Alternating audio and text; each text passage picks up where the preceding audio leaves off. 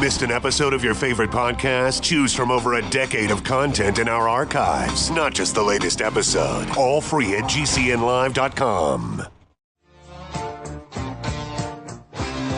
This is your call to action.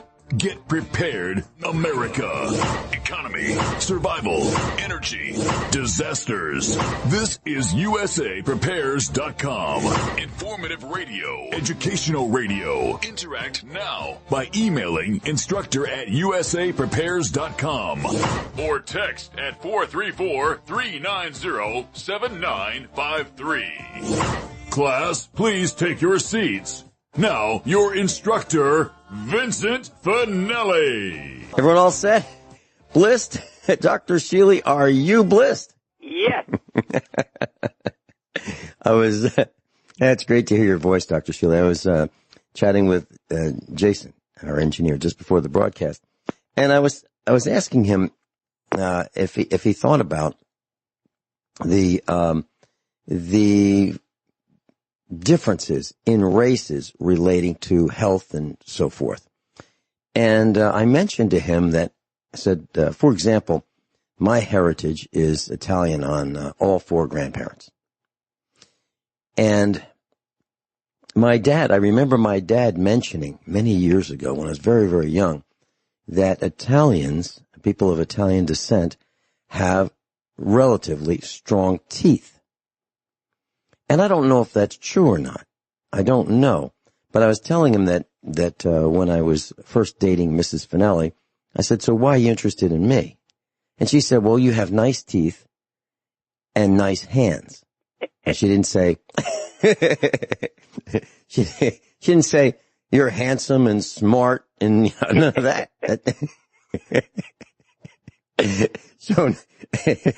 So none of that went into the equation. Or maybe very little of it did, if any of it were true. But so my question for you, Dr. Shealy, as someone who's seen thousands and thousands of patients, are there commonalities? And I'm not being racist. I'm just wondering if there's, legitimate, bona fide answers to, are there strengths? Do some nationalities have strengths, and do some have weaknesses in terms of their health? Yes, I believe that is true. Now, I don't know the exact statistics of very many, background countries, but I think they're available. And, it's habits. I mean, basically, Italians in general are not fat, in my experience. And they eat the Mediterranean diet. That is known to be good for health and longevity. Well, and that was one of the secondary questions. Does the Mediterranean diet have much to do with the general overall good health of those who are of Italian descent? So, for example, we're talking about fish. We're talking about oils in foods, olive oil. We're talking about green vegetables. We're talking about tomatoes. We're talking about cheeses. And so that's part of the Italian diet, right? Well, and even in Italy, they have the longest lived people in Azzaroli of anywhere in the world. It's a little place on the southwest edge of corner sort of Italy. And, and for some reason, they live longer than anyone else. They have, I think, 90% of people living into their 90s, etc., and the highest number living to be 100. When they published this, they thought it was because they ate lots of rosemary, but everybody in Italy eats lots of rosemary. Yeah. So I think it may be topography as well. Okay. And so I was thinking about vitamin D, and Italians get a lot of sun, for the most part. They're outside a lot. And that is the number one deficiency in this country. Mm-hmm. My mom back in the 1970s had a little Fiat, 2-seater convertible sports car. And, I remember someone, that she worked with at the college said to her, so how do you like it? how does it run? This little Fiat. And she said, well, it's like all Italians. It likes warm weather.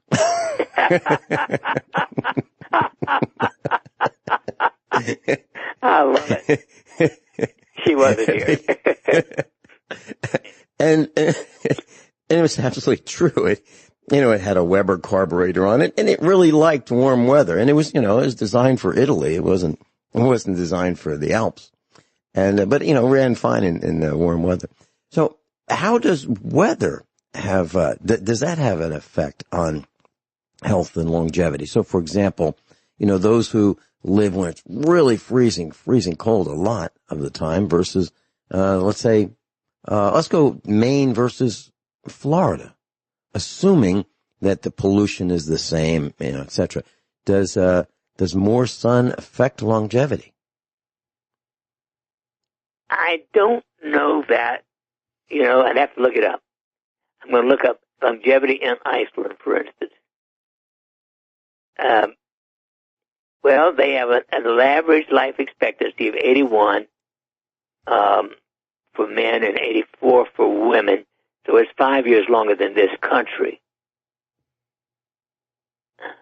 Uh-huh.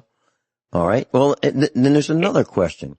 So this has to do with automobiles. And I know for a fact, I've been on the racetrack and I've built race engines. And the reason I'm mentioning this, I was wondering if there is a correlation with people and machines. So, for example, I know for a fact that if I push the limits of an engine, if I give it more fuel and I give it more air to burn, if I force air into the combustion chamber under pressure, I can make more horsepower.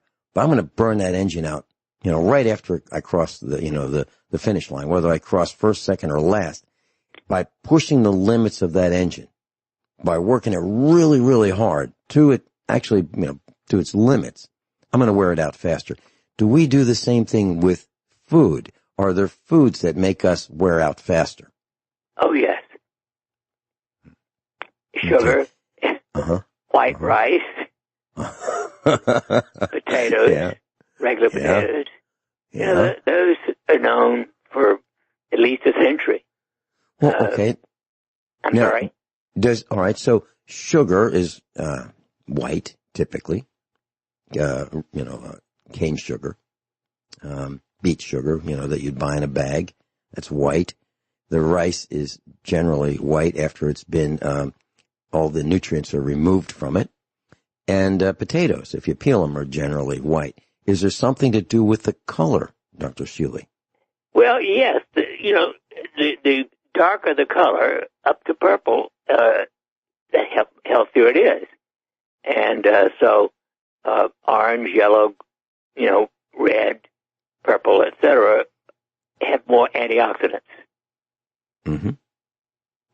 My mom used to say, we're not going to eat white rice in our house when I was growing up. And she said, white rice is like brown rice, except they've removed all the nutrients from it. And they take those nutrients and they put them in vitamins. So you get to buy your vitamins separately from the rice, or we can just eat the rice. And she wasn't saying completely stop taking vitamins, but she was trying to tell me that the nutrients are sold for a different purpose. And people have been conned into thinking that white rice is really great. But it's just bulk, isn't it? Just typically. Yeah, it's been raped, to be quite honest. Mm-hmm. White rice is junk. But remember, purple, there was, apparently is a purple rice, and it was reserved for the emperor of China, because somehow they knew that was stronger. And isn't there something to the color purple that's reserved for royalty in their dress, for example, when they?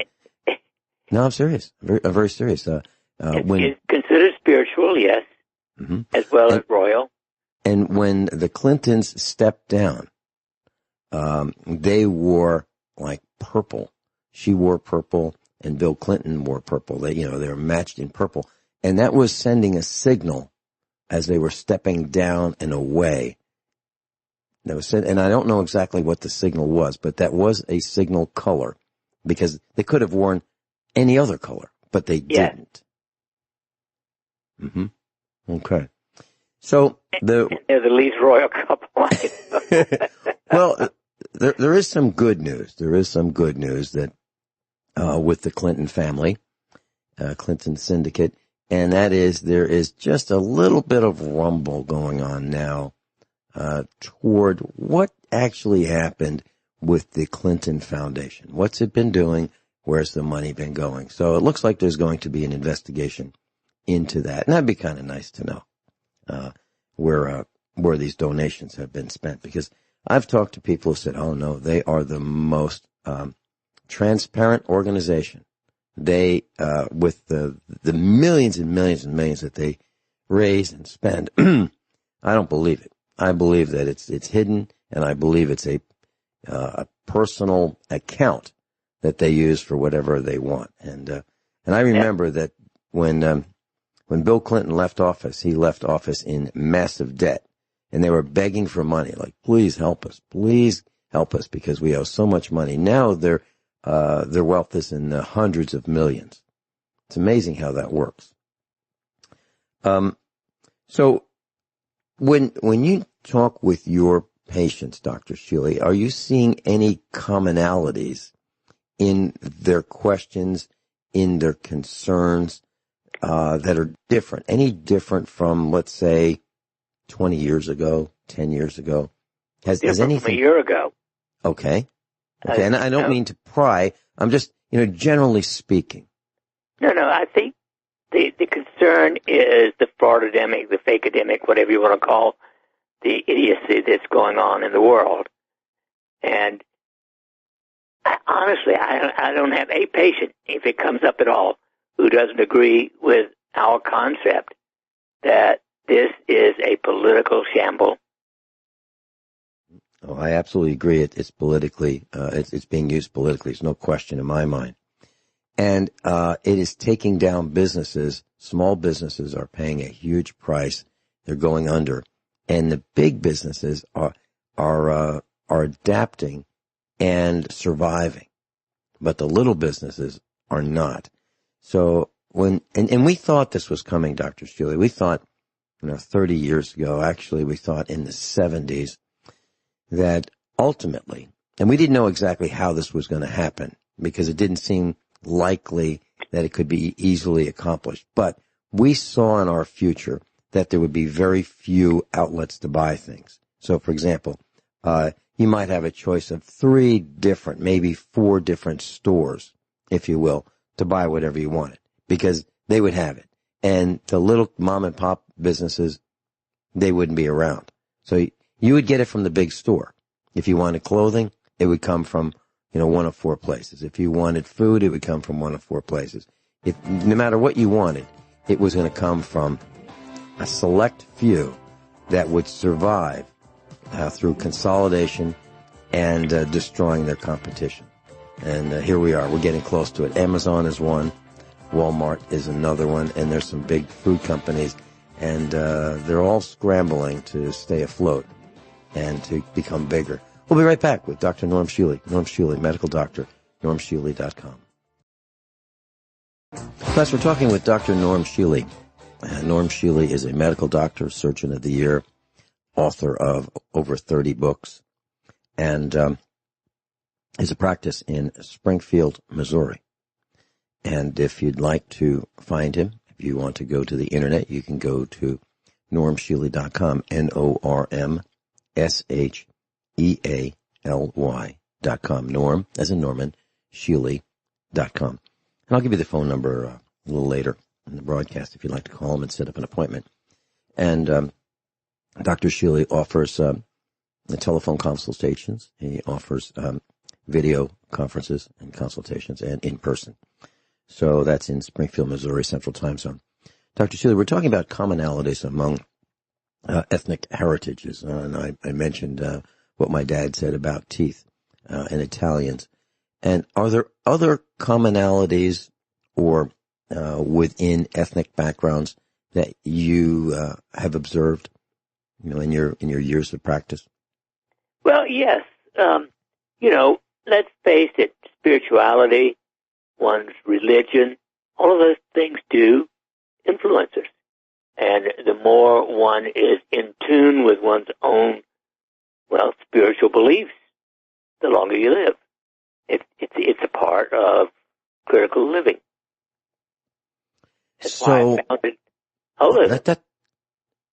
That's absolutely fascinating. So, are you saying that those who are more religious, regardless of what their religion is, have the possibility of living longer? Is that what you're saying? Yes. So atheists are on the bottom? As far as I know. Isn't that interesting? I have seen the power of prayer personally, several times.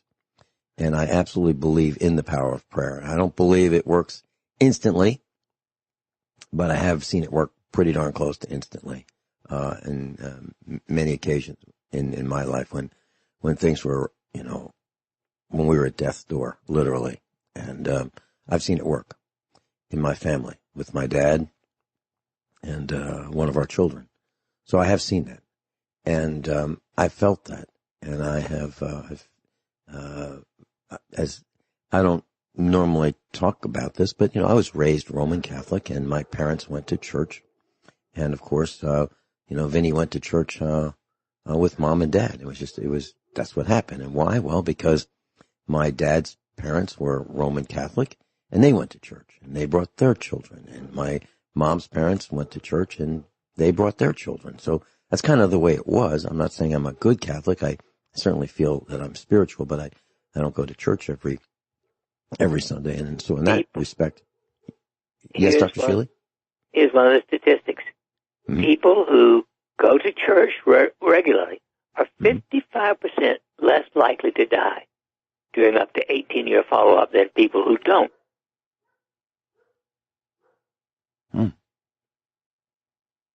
So do you think it is the belief that when people go to church, one of the things I think they believe in is, and I don't think it's ever talked about, but I believe that they feel, generally speaking, that things can get better. Whatever they are, by believing and believing in God and so forth, that whatever the current state of affairs is, things can get better. I think that's true. Do you think that's part of it, Dr. Shealy? Absolutely. Positive thinking? It is partly meditation, partly prayer, but in general, most religions do practice charity and humility and harmony. All of these are positive factors. Mm-hmm. Now, my mom was extremely spiritual. My mom would pray every day. She would get on her knees, even in her 90s. She would get on her knees on the hard floor and, at the side of the bed, and she would say her prayers. And it wasn't like a wham-bam kind of a thing. It was a long series of prayers. It might have taken 15 minutes. And she would bow her head, and she didn't make a big deal of it. She didn't say, hey, y'all, I'm going to pray now. Y'all leave me alone. She would just go off quietly and pray. And my mom lived by far the longest of her siblings. My dad lived probably the longest of his siblings. Very interesting. We'll be right back with Dr. Norm Shealy, medical doctor. And that number is 417-351-5221. Class, Dr. Norm Shealy's with us. NormShealy.com. Dr. Shealy, in the good old days, when we had expos and when I would travel to speaking engagements and teach in-person seminars, one of the seminars that I did was to teach people how they could prepare for what is coming and use tax deductions to do it. So what I'm saying is, people would say, well, I don't have any money to buy, that generator. And I'd say, well, sure you do. And so I would teach people how they could start their own business, any business that they possibly wanted. It could be making fishing lures. It could be recipes. It could be raising chickens. It could be anything that their heart desired. And they could save money by starting a business and use that savings to buy the things to prepare. And the reason I'm mentioning this is because it just made the bottom of the hour news that President Donald Trump didn't pay very much in taxes for years. And he did pay $700, according to the report, for 1 year, but didn't pay much for other years. And I just want to tell you, class, that there's nothing special about that. Now, if you start your own business, you can do the same thing. And what I would tell the seminar class in person is I said many times, over and over, you can pay the same amount of taxes that President Donald Trump pays.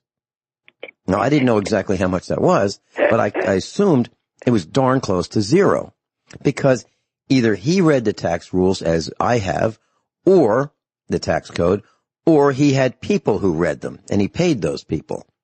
And so I knew for a fact, well, I didn't know for a fact, but I was pretty darn sure that he didn't pay very much in taxes. And you don't have to if you have a business. And so if you look, you'll find out that he is in an enormous amount of debt, about $500 million worth of debt. And he has this feeling, and it's absolutely correct, that if you owe the bank a little bit of money, they'll come and get you. But if you owe the bank a lot of money, they're your friends, because they don't want to see you go under. Common sense. Absolutely. Common commodity. Absolutely. So, class, if you want to hear the strategies that I've talked about over the years, they're available on the internet. They're on YouTube. So you can type in USA Prepares and then followed by Extreme, EXTREME, tax deductions. Extreme tax deductions. And I did a series with Marty Barrett, and I taught her probably 7 or 8 classes, 1 hour each, on how to take the same tax deductions that I presume that Donald Trump and others, many others, have done. All you do is form a company, and then you buy things for the company, like a dog food. I'm not kidding. So I just wanted to share with the class that when Donald Trump is being beaten up for using the tax code and reading the tax code, you can't fault him for taking advantage of playing by the rules. If you play poker, you play by the rules, right? If you play baseball, you play by the rules. You're a fool if you don't. Any comments, Dr. Shealy? Right on. I just looked it up and I found immediately extreme tax deduction on YouTube with several different strategies, if you will. Yeah. And basically, class, here's what I didn't want to digress, but I think it's kind of important, and you can do these things.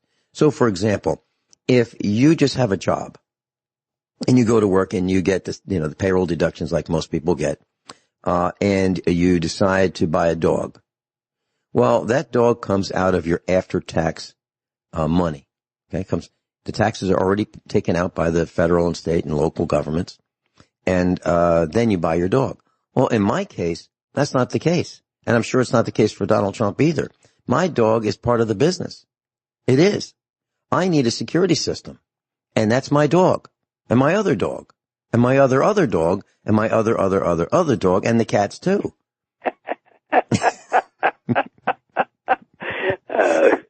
Well, it's absolutely true, Dr. Shealy. I understand. I'm with you.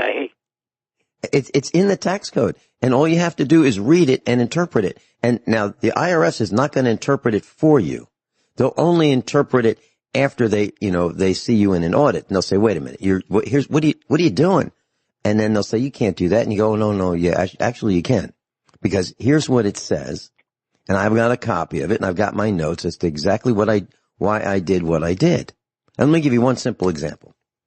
So we were, around 1980, let's see. No, it wasn't 1980. It was in the years that we were manufacturing computers. And so I built these computers, and I would build a prototype, and I'd put it on my desk and I would use it. And I'd use it for a while to make sure I was happy with it. So before it was sold to the customers, we'll call it Model 1, for example. Before we sold Model 1, I would use it and make sure it had the performance, it was reliable, it was stable, in every respect, it had to meet my standards. And I would use it, and then after a while, let's say a couple of months, I'd say, I think it's pretty good. And I would then make that Model 1 available to our customers.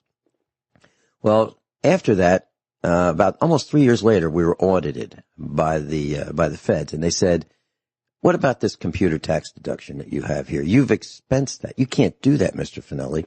You have to depreciate that over 5 years. And I said, no, you don't. And they said, no, the code says, and the guy pulled out his big, thick book, and he said, here's what the code says. I said, okay. Well, here's what you said in publication 17. You can depreciate an income-producing asset over its economic life, useful economic life. And I said, this is a prototype. And we come out with a new computer, every 6 months. So the life expectancy for me of this computer is 6 months. That's why I expensed it rather than depreciated it over 5 years. They said, wow, no one's ever said that before. So what I'm telling you, class, is what you can do is read it and interpret it, and then you can fight it out later. And that's what we do. So that was my little piece on on Donald Trump being beaten up for tax deductions. Now, it's claimed that he spent $70,000 on haircuts. Now, that's going to be really hard to justify because my haircuts are $11. Then plus a tip, plus a 50% tip. But that's because I like, and I appreciate the gal who cuts my hair. So a 50% tip is really, is deserved, in my opinion, for an $11 haircut. I mean, seems like a bargain today, $11 for a haircut. But, I think he's going to have a tough time defending $70,000 worth of haircuts. No matter how you look at it. Dr. Shealy, any comments about that before we continue?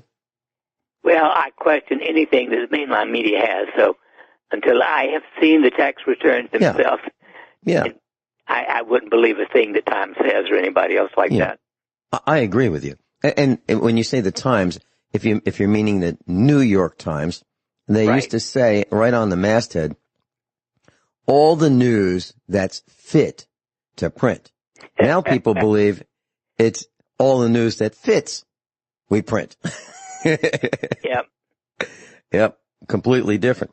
Back to commonalities, Dr. Shealy. Are there other commonalities that you've seen that are ethnicity based? Like what as I mentioned with my dad saying Italians, generally have strong teeth. Are there other? Yes, there are. Physical activity. I mean, there's no question that people who exercise minimum of 5 days a week live a lot longer and healthier than people who sit all day. Okay, so that's the use it or lose it, right? Yep. Mm-hmm. Now, does that apply to the circulatory system, the respiration system, the bone structure, the joints? Does it apply to everything? Every single part of the physical body, yes. Mm-hmm. And is the reason, or what are the reasons why exercise will help you live longer? What does it do? Well, it forces the heart and the muscles and the bones all to be active. In other words, if you sit all day, you don't push the bit. A little bit of push is essential. Now, there is a limit. I'm not sure that running a marathon once a week would be good, but the evidence is overwhelming that people who sit all day have the same risk as someone who smokes a couple of packs of cigarettes a day. So back to a automotive type analogy, sometimes people will get in, and this was the old days, I'm talking like in the 70s, maybe 60s, 70s. They get in their car and they warm it up and they hit the gas pedal, vroom, vroom, and they'd say, blowing out the carbon. You'd see this black soot come out. And literally they were. So they were exercising the vehicle a little more than they would normally. And you would see, these carbon deposits come out the exhaust pipe, as kind of a black smoke. Does exercise for the human body do the same thing, removing the the carbon, in the analogy, through the pores and through the, excretion. Is that what it does? It kind of pushes the limits and gets the toxins to leave the body through perspiration? Sweating, I suspect that part of the detoxification you could do by soaking in a hot tub, a tub of hot water, because sweating is the best way to detox. Mm-hmm. Okay. Now, can you sweat in the bathtub, or can you sweat in a whirlpool bath, or can you sweat in a hot tub? Well, you sweat. I suspect you're sweating while you're there in the tub, but you sweat for up to half an hour after you get out as well. Okay. And is there a concern? Let's say a person has a hot tub and the water stays in the hot tub for a while. I don't have one, Dr. Shealy. How does the water get changed or purified, or what happens? Most people with a hot tub use some kind of thing like chlorine or ultraviolet light to keep it sterile. But of course, when you just do it in your bathtub, you let it out after every bath. Right. And I was thinking about that. There's a television series that I really enjoyed, and I recommended it to our class. It's called Maverick. And Maverick is a Western with James Garner and Jack Kelly. And it was filmed in the late 50s. And there's a lot in there. I mean, there's a lot of lessons to be learned about people and human interaction. And having a bath was a big deal. Back in the 1800s, the late 1800s, going to a hotel and they bring buckets of hot water that was warmed downstairs up to the bathtub in the room, and having a bath would considered a real luxury, because people didn't bathe as often back then, because we didn't have there weren't showers, that's for sure, and bathtubs were kind of a primitive invention with drains, but the supply line with hot water just wasn't there. There wasn't pressurized hot water that we have today. So thinking about that, I was wondering, what effect has that had on our life expectancy? I'm just talking about plain old getting in the shower and using soap and scrubbing down, or getting in the bathtub. Can we talk about that when we come back? Has that been a major contributor to longer life expectancy of people in general, or is it not a big deal? We're talking about just hygiene and cleanliness. Dr. Shealy's with us, normshealy.com. So during the break, I was thinking, there's something that is hardly ever said. And here it is. Your doctor is in the office, ready to answer your call, and there's no charge. It's absolutely true, right here, right now. And Dr. Shealy has been doing this for about 30 years. Answering the phone, taking medical questions, providing expert guidance and consultation, absolutely free on the phone. And all you have to do is pick up that phone and dial. And we'll give you the number right now, 866-582-9933. Just finding a doctor in the office, is amazing today. Absolutely amazing. It's very hard to find a doctor who's in the office, and let alone one who'll talk to you on the phone and not charge you. I mean, it's like the trifecta, winning the trifecta, Dr. Shealy. Well, it is interesting. But I looked it up, and people who take a hot bath, that is, soak in the bathtub, even for 5 to 10 minutes, live longer than people who don't do that on a regular basis. And taking a sauna for 5 to 20 minutes, even once to twice a week, increases longevity. So sweating, it's really the sweating, I think, that does it. Okay. So, all right. Now, do you think that could be extended to a hot shower, Dr. Shealy, or do you think there is a distinction between bathing in a tub of hot water or warm water? I mean, I'm not talking about scalding anybody, but, warm water versus a warm shower. Do you think there is a difference there? I think so, but I cannot find that unequivocal. But the difference is the hot shower doesn't warm your body as a whole the way soaking does. Because it doesn't cover all the body. Right. Okay. And with a soak in the tub, Dr. Shealy, do you recommend any added ingredients besides water? Yes, magnesium chloride. Okay. I put in about 4 or 5 handsful of magnesium chloride into my soak, and I soak 15 to 20 minutes, at least 3 or 4 days a week. Okay. All right. So bathing, warm water, magnesium chloride, Much better 4 than to 5. magnesium sulfate. Magnesium sulfate. Okay. That would be Epsom salts. Chloride is much better than sulfate, yes. Okay. So, all right. So for those who don't have magnesium chloride, would you recommend just Epsom salts as magnesium sulfate, right? Well, it's half as good. Okay. And now, when you say 4 to 5 handsful, would that be like 1 cup? I expect that's about 2 cups. 2 cups. Okay. 2 cups in a typical tub.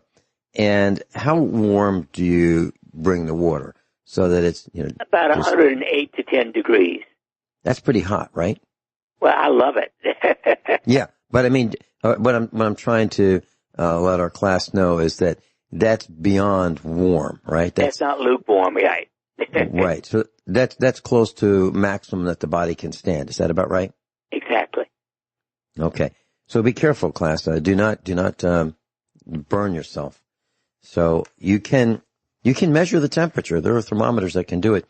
And we have here at the farm, we use it for all kinds of purposes, but we have what's called a non-contact thermometer. Now, this thing is like a, kind of a pistol grip, if you will, and it has a little trigger, and you point it at what you want to measure the temperature of. So, for example, if I want to know how hot a car is in the sun, just baking in the sun, I can just aim it at the roof. I can aim it at the doors. I can look at different colors and see if black actually gets hotter than white, and actually it does by a tremendous amount. And you can also aim it at the water. Now, be careful, because some of them have a laser pointer that's turned on all the time. So you squeeze the trigger, and this red laser comes out. You do not want to look at the reflection of the laser in the water, okay, because you can damage your eyes. So be careful with that. Never look at a laser. But you can, and they're available. These things are available on the internet. You can get them on eBay. You can get them at Harbor Freight Tools. And a lot of them have a feature that lets you toggle between Celsius and Fahrenheit, and it's a great little tool. So I believe Dr. Shealy said 106 to 108. Is that right, Dr. Shealy? Degrees Fahrenheit. Okay. All right. And are there any other things that you have seen, commonalities with health, that we should know about? Good practices, such as eating nuts bathing, every day. eating nuts. Excellent, healthy food. All right. Now, what about nuts that are in the shell? Well, I guess when we come, we've got about 40 seconds. In the shell versus out of the shell. So peanuts that have been salted and they're still in the shell versus peanuts that are already out of the shell and salted. Is there a difference in your world? I'll have to look that one up. Okay. Do you like them both?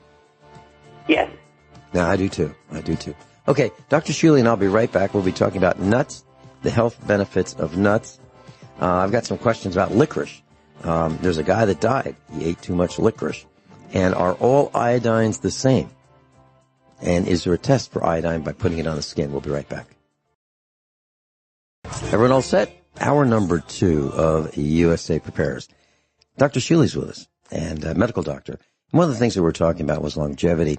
And so just to recap, Dr. Shealy, previous hour, is longevity increased to any particular extent by hygiene, or does that play and I'm thinking about, the 1500s, 1600s, 1800s, 1900s, the 2000s.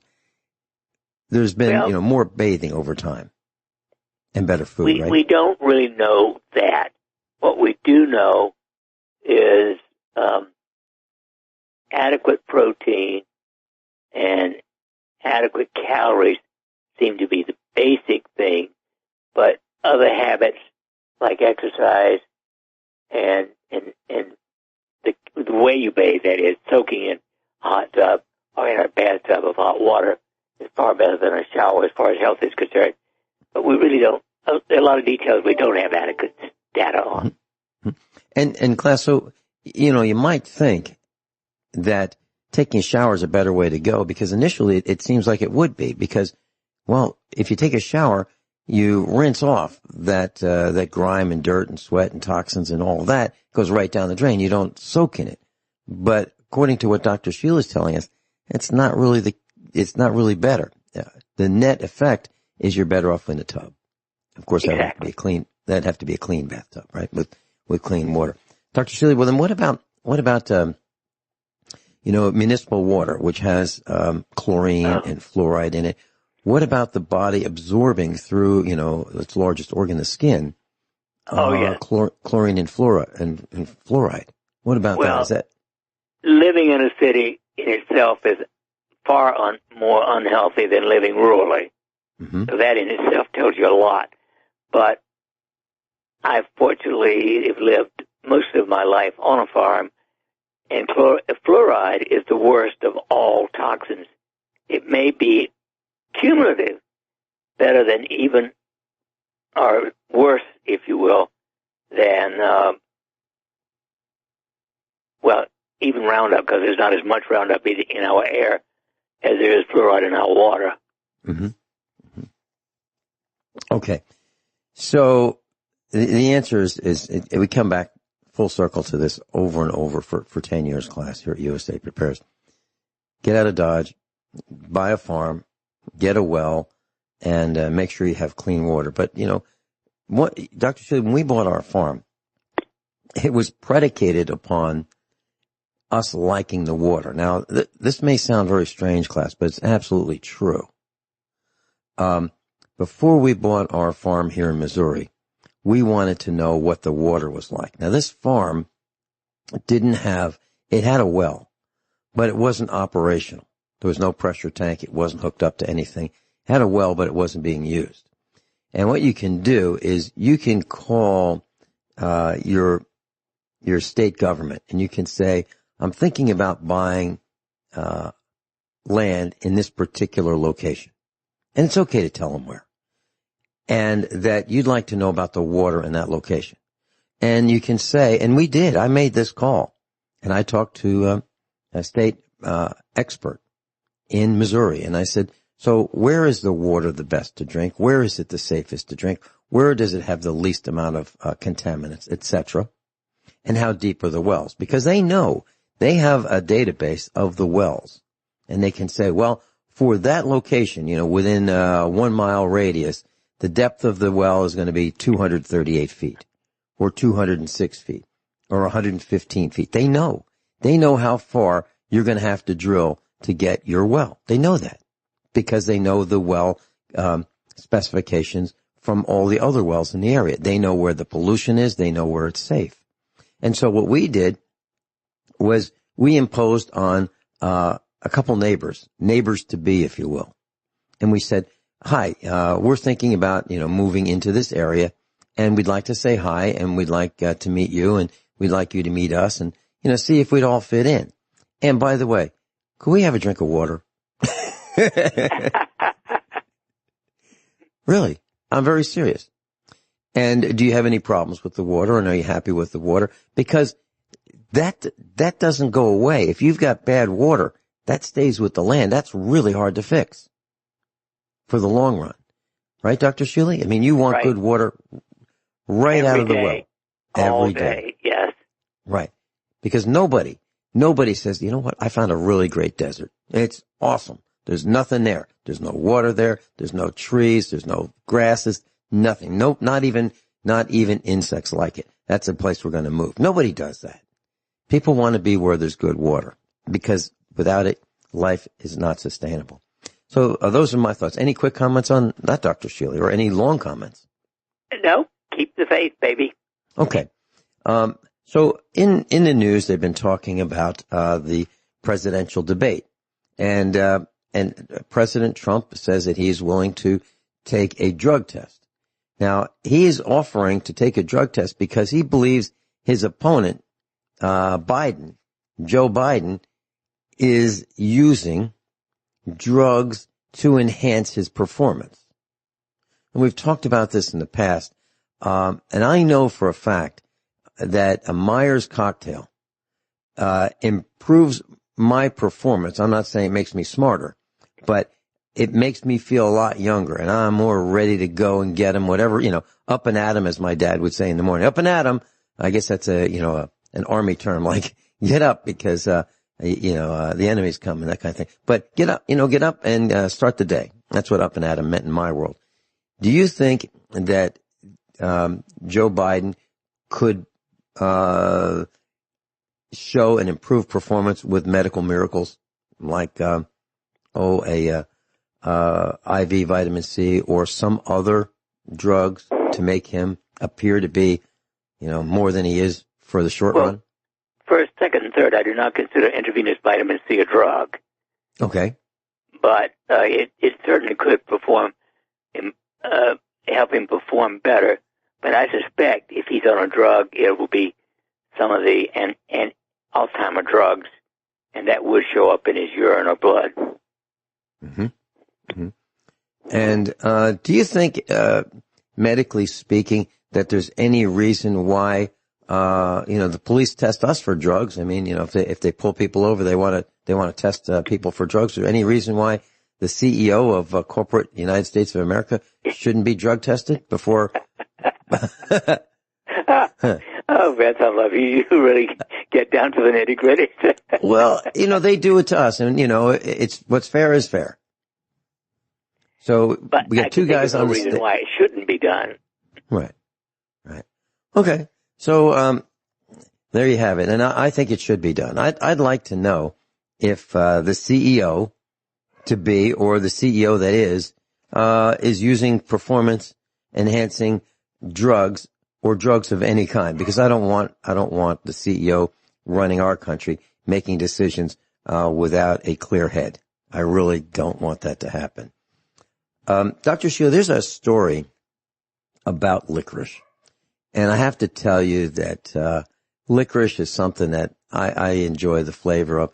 When I was a very young person in elementary school, we had a class trip, and in the candy jars you could buy Heidi Juicy Fruits by the little tiny cup, and you'd pay per cup, and they put it in a little brown bag. And this was at a state park. They would sell this. But one of the thing that I bought in the candy gift shop, if you will, was a stick of licorice root. And this thing was it looked like a twig, and it tasted like licorice. And I really enjoy that, the taste of licorice. However, there's an article in the media that says, headline, Daily Mail, killed by licorice. Construction worker 54 died after eating a bag and a half of the black candy every day for weeks, causing his heart to stop. The Massachusetts man died, age 54, after eating a bag and a half of licorice every day for several weeks. Even a small amount of licorice you can eat can increase your blood pressure. A cardiologist who described the case warned. The problem is caused by glycyrrhic, can you pronounce GLYCYRRHIZIC acid found in black licorice and other foods. So I don't know what a bag and a half is. I don't know if that's one of these little, what used to be a 5-cent bag size of candy, which is probably $1 now, or whether it's, one of those big 1 or 2 pounders. I don't know how big a bag is. But this guy liked it, and he ate it every day, and he died of a heart attack as a result. Have you experienced, seen, or heard of anything like this, Dr. Shealy? Well, I have not, but, again, that sounds to me a bag and a half, even if it's only an 8-ounce bag, mm-hmm. That's a lot of sugar, probably. Oh, absolutely. Absolutely. And it's almost like it's engineered to make it so that you can't just eat just one. Like Lay's potato chips with MSG in them, so that you can't just eat just one. You eat one, you go, oh, I gotta have more. And then you have more, you go, oh, I gotta have more. And you just can't stop.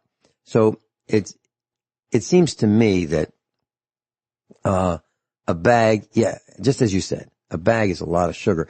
And they say that this licorice, it's not just in licorice, the black licorice.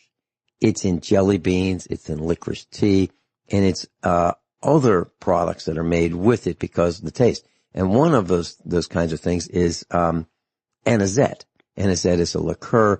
It's a very sweet after dinner drink. The Italians seem to like it, or at least they did back in the 60s. But, it tastes great. There's no question about it. It has that licorice taste. But red licorice is not licorice. That's something else that they use the name, but it's not red licorice. That's like a cherry or strawberry flavored something with, but same extrusion, but it's not licorice. So just want to draw the distinction there. Okay. So is the answer, Dr. Shealy, that, it says that it drives your potassium levels too low. That's what it says it does, this particular acid. So what happens when your potassium level goes low, real low? Well, potassium is critical for your heart and the nervous system. So the two most important organs in the body. Yeah. Are Okay. damaged. Okay. So I guess the main point is everything in moderation, and you really don't have to eat sugar, right? Right. Okay. When we were building our house, Dr. Shealy, I was looking for a ceiling fan or a fan for the bathroom. Okay. And I thought we ought to have a ventilation fan. And I found one at Lowe's, and it was in their clearance section. They couldn't wait to get rid of it. It had a squirrel cage type fan, which pulls a lot of air out, and it's it's more quiet. But this thing had a feature that would let you have two light bulbs facing down. But they were floodlight style light bulbs, and they were designed to use infrared light bulbs. So our bathroom has a ceiling fan combination light fixture that is a heat lamp with two heat lamps. I'd like to talk about pluses and minuses. Dr. Norm Shealy's with us, and I mentioned that in our bathroom I installed, when we were building the house, a ceiling fixture. It has a fan and to remove moisture, from the shower, that kind of thing, bath. And it also has two infrared light bulb sockets, and they point down. So you could put in 125 or a 250 watt infrared light fixture. Infrared does not light up the room as an incandescent bulb does. An infrared bulb, about 90% of the energy that the bulb consumes goes to heat. Now, pointing straight down is great because it heats the floor. We have a tiled floor in the bathroom. That's kind of chilly in the winter. Whereas, if you turn on this infrared light, it kind of gently warms up that floor. It's not like having a heated floor, but it's better than not having any, warmth at all. So my question for Dr. Shealy is, when you get out of the shower and you're standing under this infrared light, is it beneficial at all in terms of health, or is it non-beneficial or neutral? I suspect unless you're standing there an awful long time, it's neutral, but I don't know. I don't think the heat would be adequate to warm your body. It keeps you from being chilled, but I don't think it would increase the temperature of your body at all. I don't think it would cause you to sweat. Okay. Okay. And I know that in the 1950s, there were people who had back pain, and there wasn't the prevalence of back surgery. And I'm not saying that's a good thing. I'm just saying people didn't have their backs operated on because, they hurt their back, or they, just had a lot of wear and tear on their back. So what they would do is they would lie down, face down on their stomach under a heat lamp of, maybe, 2 feet away or maybe more. And they would use a heat lamp to relieve some pain. Have you heard of that being done, Dr. Shealy? Oh, yeah. And that there is benefit from that kind of local application, yes. Okay. Do we know why that works? Is it the improving circulation? Is it? Yes. What could it? Okay. All right. Part of now, can that be done? I'm sorry? It's part of immune enhancement, yes, immune system. Okay. Could that be done with the PEMF device, your device? It increases circulation as well, and has many more benefits actually than infrared heat, but still both good. Okay. Have you done so many different studies you could do with that device, right? Have you put that on your list to see if it will alleviate back pain? No question, it's excellent for local pain. Okay. All right. Next on the list, I was talking with Sonny Skidmore. Sonny Skidmore is the owner of KLID AM 1340 radio in Poplar Bluff, Missouri. She's going to be on with us. I think she's going to be checking in with us sometime tomorrow. And she was in an automobile accident in her truck, and it resulted in her legs being amputated, both of them. So she's in great spirits, and she has learned how to use her artificial limbs, and she is just you would think that she wouldn't be positive about this whole thing. And she's great. And I asked her if she would come on the air with me and talk about her experiences with the coronavirus at the nursing home where she still is. And it's a very difficult situation because she is there where she's getting some skilled care, helping her walk and things like that. And she's 90 years old, 90. So for someone her age to be able to do this well is quite remarkable in itself. Wouldn't you agree, Dr. Shealy? Right. Absolutely. Mm-hmm. And she's been on the air with you in the past, right after her legs were amputated, and she spent some time with us. Well, she's going to be on, I hope, tomorrow, and for some amount of time as a call-in. And the question is there anything else she should do? She got, I got the vitamins that you recommended, the supplements, Dr. Shealy's supplements, and we got them to her. Is there anything else that she should do? Please tell us when we come back, Dr. Shealy. Dr. Norm Shealy is with us. Dr. Shealy, we were talking about longevity today, and we're also listening to the top of the hour, bottom of the hour news, Vicodin, opioid addiction. Do we know what causes the addiction? Why the body seems to want more of it? Well, there's a natural thing called anandamide, which is considered to be bliss. And it turns out that some people don't produce enough to start with.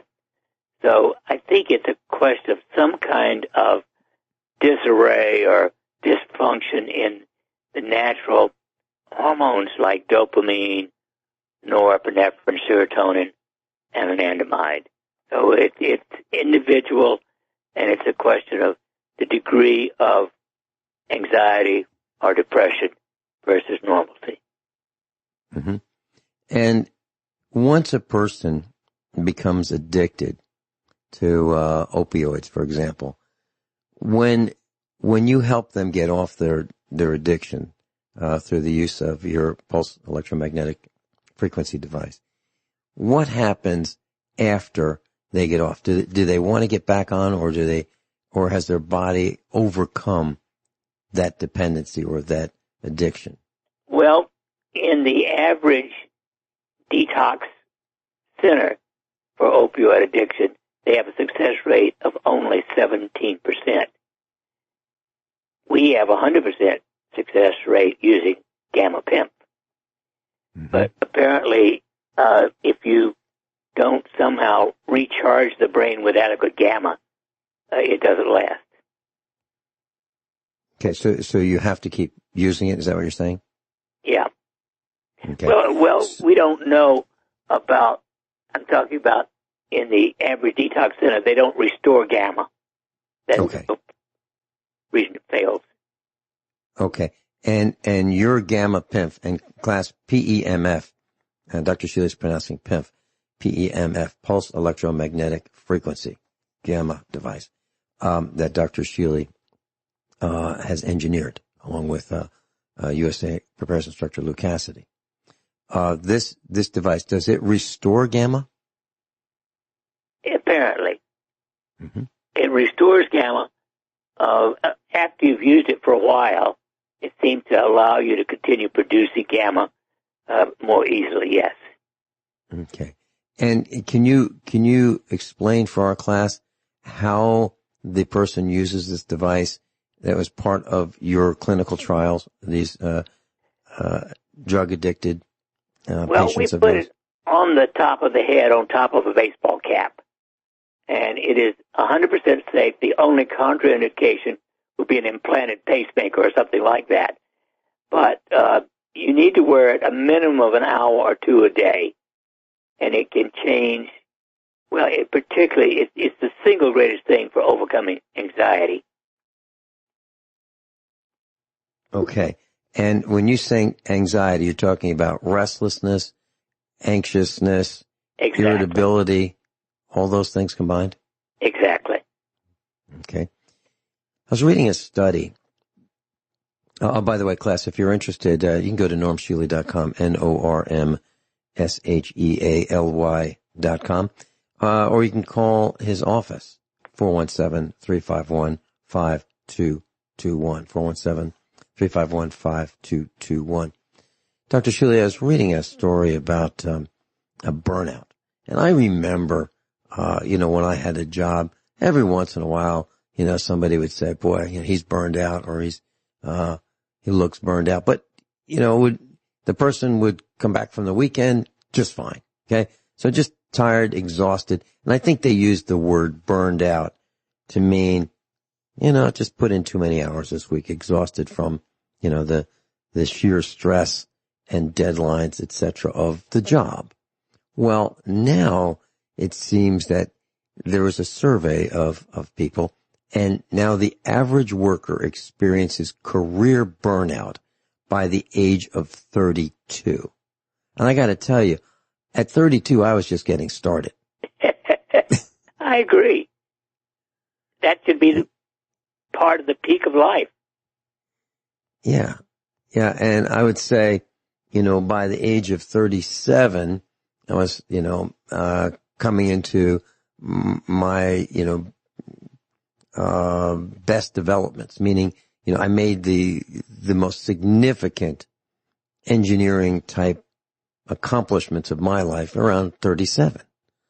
And, but, I wasn't even, I don't think I've ever been burned out. It's not something that, I've got my head down and I, shuffle over to Mrs. Finelli and say, I'm burned out. It's never happened. Never happened. And I'm 68 and I'm not looking forward to it happening. Attitude. Yeah.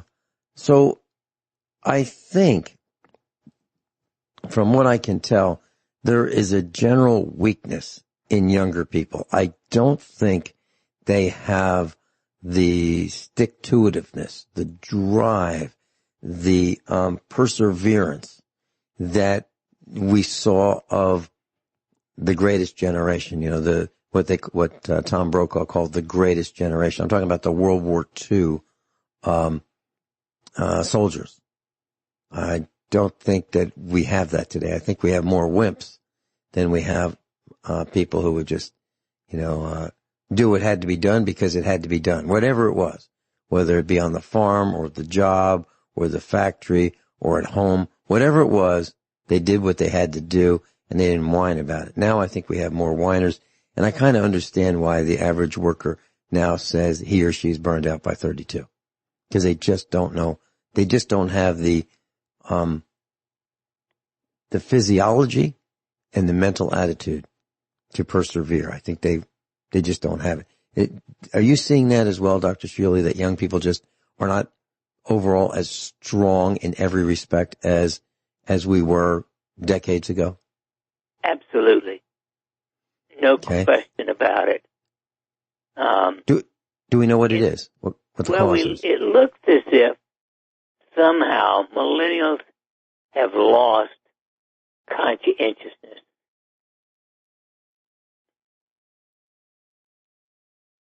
I think you're right. I think you're right.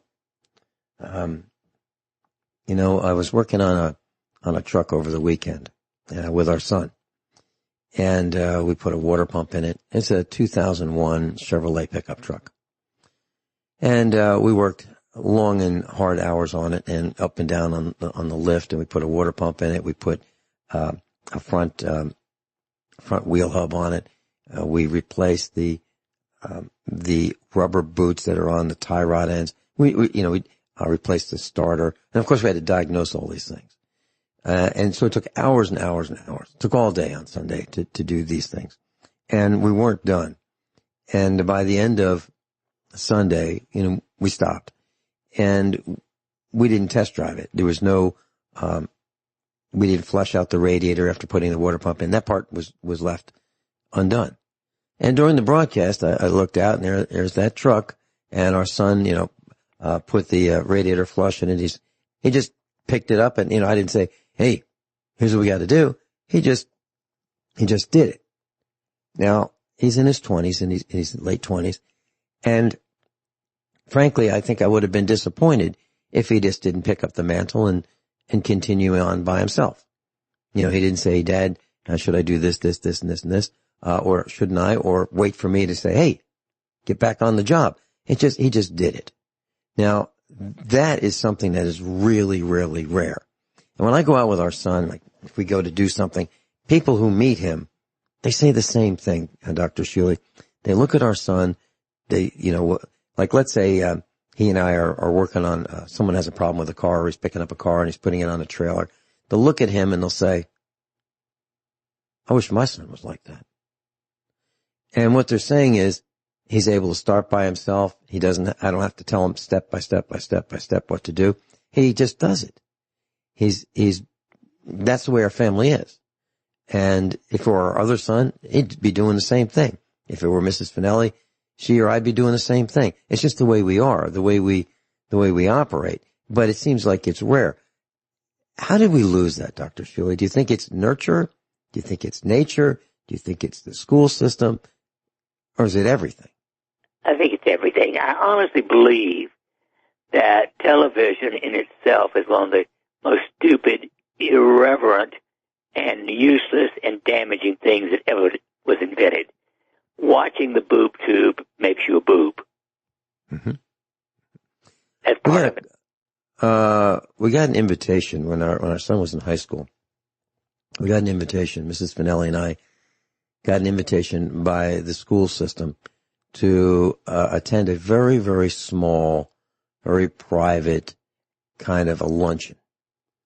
And the luncheon was prepared by the students who were learning chef's prep.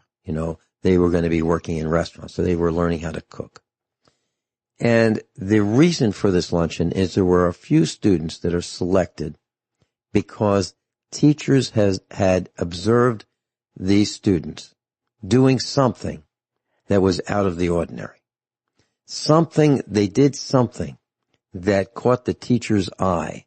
And it wasn't like there was a contest. So y'all be on the lookout for any students who do something nice. It wasn't like that. It was just kind of a unsaid, unwritten thing where if a teacher saw a student do something, they thought that should be recognized. I'm talking about an outstanding thing. And what happened was there was a student who had a water pump. Students, junior and senior years, I guess, were allowed to drive to school if they had, the appropriate permits from the state.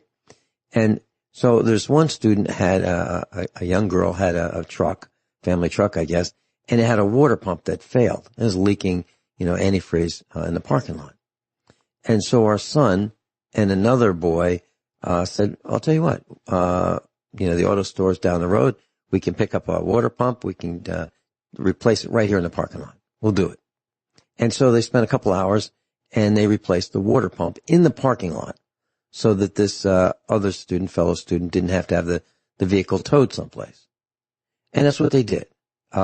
They had the tools. Our son had all the tools in his truck, and they replaced the water pump. And one of the teachers saw that and thought that was something that should be noted. And then they saw him do something else, and then something else. And so there was a series of things that he did that were out of the ordinary.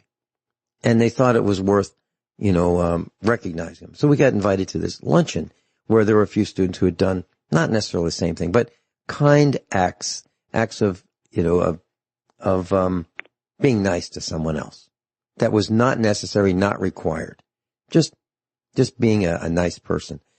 And that, we need more of that. We need more people who are willing to help others who are in need without the expectation of a reward, without the expectation of an attaboy, without any expectation whatsoever.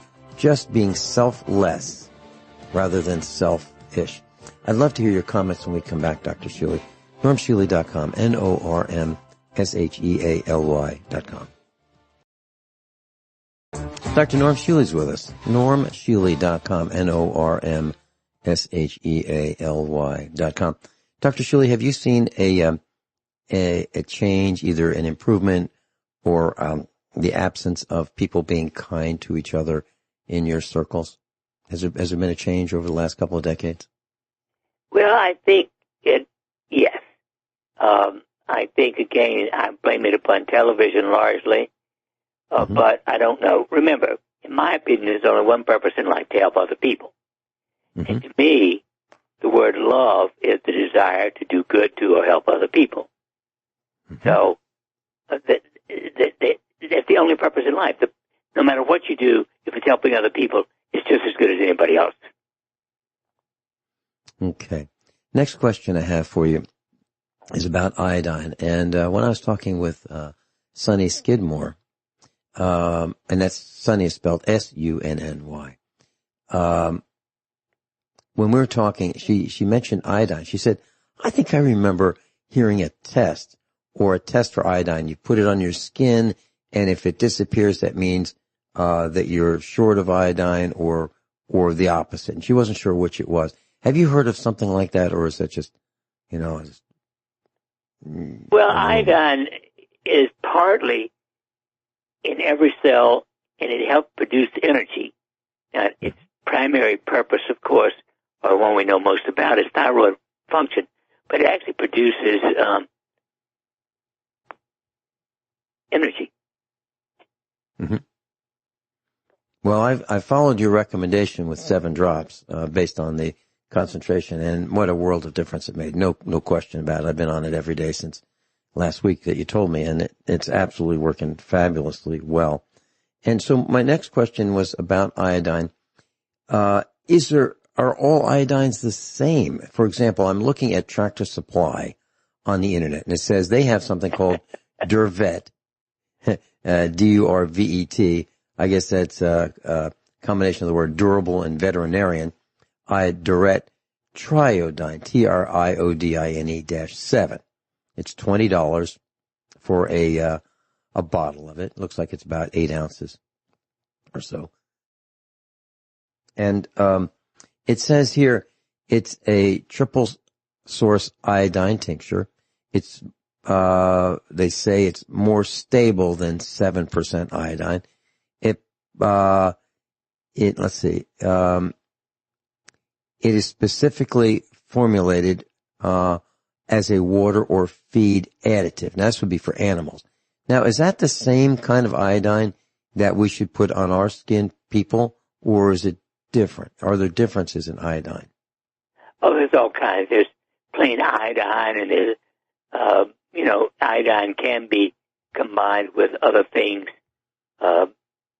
But basically, you need a certain amount of iodine, and the minimum seems to be about 1.5 milligrams a day of the iodine itself. There's potassium iodide and other forms of it. Mm-hmm. Okay. And so do we have to be careful as to what iodine we put on our skin? Well, of course. How would we know? Tincture of iodine seems to be safe for most people. Okay. And is it absorbed well enough through the skin to be used as a supplement, or, taking a Q-tip and dipping it in this like Iodine 7 veterinarian type iodine? Is that safe to put on our skin, or is that just for animals? I'd be careful of using veterinary. I don't know how strong it is, but the important thing is you can actually find out whether you're iodine deficiency by painting yourself a little 1-inch area on your skin, and if it's absorbed in less than 24 hours and disappears without washing it off, you're deficient in iodine. Okay, that's what Sunny Skidmore was saying. She was saying that you just paint, a small amount on your skin. If it disappears, you are deficient. So if it doesn't disappear, then you're okay?